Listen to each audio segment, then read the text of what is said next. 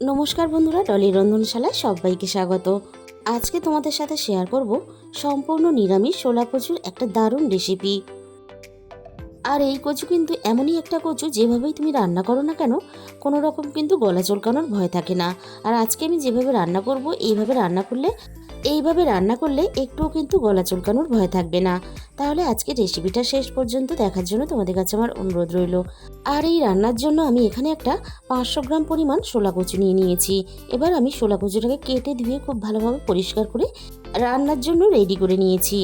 আর এই কচুর মধ্যে খুব একটা কিন্তু পিচ্ছিল ভাব থাকে না, তাই তোমরা খুব সহজেই কেটে নিতে পারবে। আর এখানে আমি রান্নার জন্য ছোলার ডাল অল্প একটু নিয়েছি, আর ছোলার ডালটা আমি ঘন্টা দুয়েকের মতো ভিজিয়ে রেখে দিয়েছিলাম। এবার আমি রান্নার দিকে চলে এসেছি। কড়াইয়ের মধ্যে প্রথমে আমি মাঝারি সাইজের বাটির 1 বাটি পরিমাণ জল দিয়ে দিলাম। জলটাকে আমি মিনিট 5-এর মতো খুব ভালোভাবে ফুটিয়ে নিয়েছি। এবার ফুটন্ত জলের মধ্যে আমি শোলা কচুগুলোকে দিয়ে দিলাম।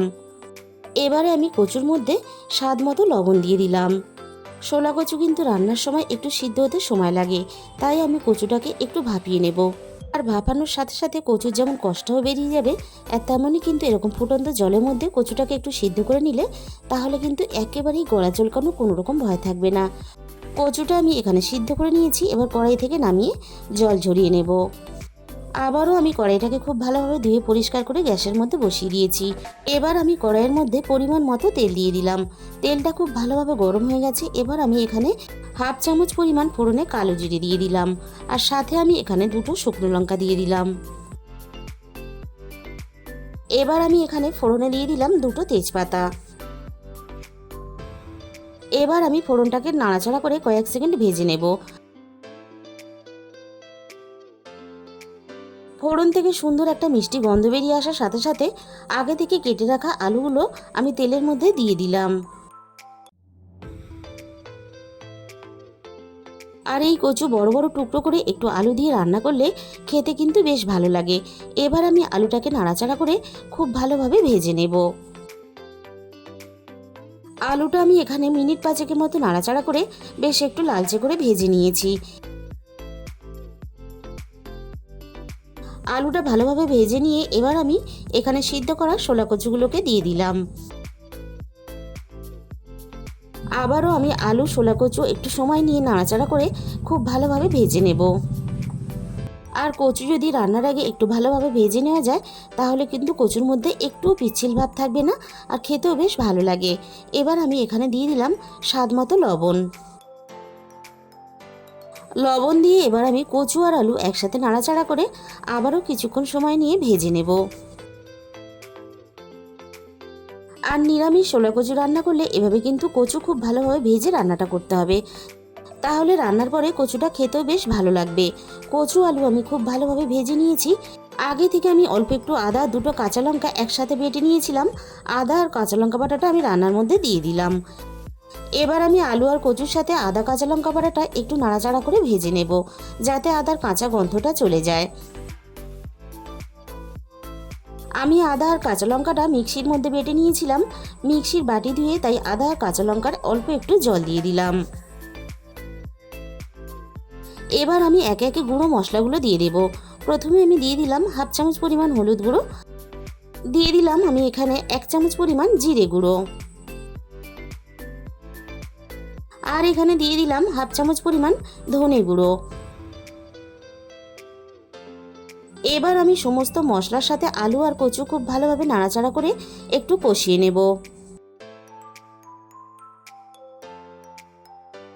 আলু আর কচু একটু নাড়াচাড়া করে কষিয়ে নিয়ে এবার আমি আগে থেকে ভেজানো ছোলার ডালটা দিয়ে দিলাম।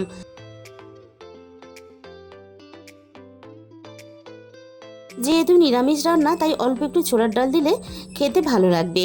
আর সাথে আমি এখানে অল্প একটু কোরানো নারকেল দিয়ে দিলাম। এবার আমি গ্যাসের ফ্লেমটা মিডিয়ামের থেকে একটু লোতে দিয়ে সবকিছু একসাথে নাড়াচাড়া করে খুব ভালোভাবে কষিয়ে নেব। আর ছোলার ডালটা সবকিছুর সাথে একটু নাড়াচাড়া করে কষিয়ে নিলে তাহলে ছোলার ডালটা খুব তাড়াতাড়ি সিদ্ধ হয়ে যাবে। আমি এখানে ভেজানো ছোলার ডাল ব্যবহার করেছি, তোমরা চাইলে কিন্তু আগে থেকেই ছোলার ডালটাকে সিদ্ধ করে নিতে পারো, তারপরে রান্নাতে ব্যবহার করতে পারো। আমি সব কিছু নাড়াচাড়া করে খুব ভালোভাবে মিনিট 5-এর মতো একটু কষিয়ে নিয়েছি। এবার আমি রান্নার মধ্যে প্রয়োজন মতো জল দিয়ে দিলাম, আর আমি কিন্তু এখানে উষ্ণ গরম জল ব্যবহার করলাম। এবার আমি সব কিছু নাড়াচাড়া করে খুব ভালোভাবে একসাথে মিশিয়ে দেবো জলের মধ্যে। আর শোলা কচু যেহেতু একটু সিদ্ধ হতে সময় লাগে, তাই কিন্তু জলের পরিমাণটা একটু বেশি দিতে হবে। আর রান্নাতে যেহেতু আমি কাঁচা লঙ্কার ঝালটা ব্যবহার করেছি, তাই কিন্তু রান্নাটা একটু দেখতে ফ্যাকাশে লাগছিল। তাই আমি এখানে হাফ চামচের একটু কম কাশ্মীরি লঙ্কার গুঁড়ো কালারের জন্য দিয়ে দিলাম। তোমরা চাইলে কাশ্মীরি লঙ্কার গুঁড়ো নাও দিতে পারো, এটা কিন্তু পুরোপুরি অপশনাল। আবারও আমি সব কিছু নাড়াচাড়া করে একসাথে খুব ভালোভাবে মিশিয়ে দিয়ে এবার আলু কচু সব কিছু আমি খুব ভালোভাবে সিদ্ধ হওয়ার জন্য ঢাকা দিয়ে দিলাম। প্রায় মিনিট 20 পরে আমি কড়াই থেকে ঢাকাটাকে সরিয়ে নিলাম। আবারও আমি একটু রান্নাটা নাড়াচাড়া করে নেব। ডালটা এখানে খুব ভালোভাবে সিদ্ধ হয়ে গেছে। এবার আমি দেখে নেব কচু খুব ভালোভাবে সিদ্ধ হয়েছে কিনা। কচু এখানে খুব ভালোভাবে সিদ্ধ হয়ে গেছে, আর সাথে কিন্তু এখানে আলুটাও খুব ভালোভাবে সিদ্ধ হয়ে গেছে। এবার আমি রান্নাতে স্বাদ মতো চিনি দিয়ে দিলাম। রান্নাতে আগে চিনি ব্যবহার করলে অনেক সময় কিন্তু ডাল খুব ভালোভাবে সিদ্ধ হতে চায় না, তাই আমি কিন্তু রান্নার শেষে চিনিটাকে ব্যবহার করলাম। চিনিটা আমি নাড়াচাড়া করে মিশিয়ে মিনিট 2 মতো একটু রান্না করে নিলাম। এবার আমি এখানে সব শেষে 1 চামচ পরিমাণ গরম মশলার গুঁড়ো দিয়ে দিলাম। যেহেতু নিরামিষ কচু, তাই অল্প একটু গরম মশলা কিন্তু অবশ্যই রান্নাতে ব্যবহার করবে, তাহলে রান্নার ফ্লেভারটাও ভালো আসবে আর খেতেও বেশ ভালো লাগবে। আর রান্নাটা আমি এখানে একটু মাখা মাখা করেছি, তোমরা চাইলে কিন্তু আরও একটু ঝোল রাখতে পারো। আর বন্ধুরা, এভাবে তোমরা যদি কোনোদিন শোলা কচু রান্না করে না খেয়ে থাকো, একদিন হলে অবশ্যই এই রেসিপিটা ট্রাই করো। আর আজকের রেসিপিটা ভালো লাগলে প্লিজ একটা ভিডিওতে লাইক করে দিও, আর প্রচুর প্রচুর শেয়ার করে দিও। আর যে সমস্ত নতুন বন্ধুরা এখনও পর্যন্ত আমার চ্যানেলটাকে সাবস্ক্রাইব করোনি, আমার চ্যানেলটাকে সাবস্ক্রাইব করে পাশে থাকা বেল আইকনটা অল করে দিও, তাহলে আমি যখনই কোনো নতুন রেসিপি আপলোড করব সবার আগে তোমার কাছে পৌঁছে যাবে। আর তোমাদের মূল্যবান সময় দিয়ে আমার এই রেসিপিটা শেষ পর্যন্ত দেখার জন্য তোমাদের সবাইকে অসংখ্য ধন্যবাদ। আজকে তাহলে এই পর্যন্ত।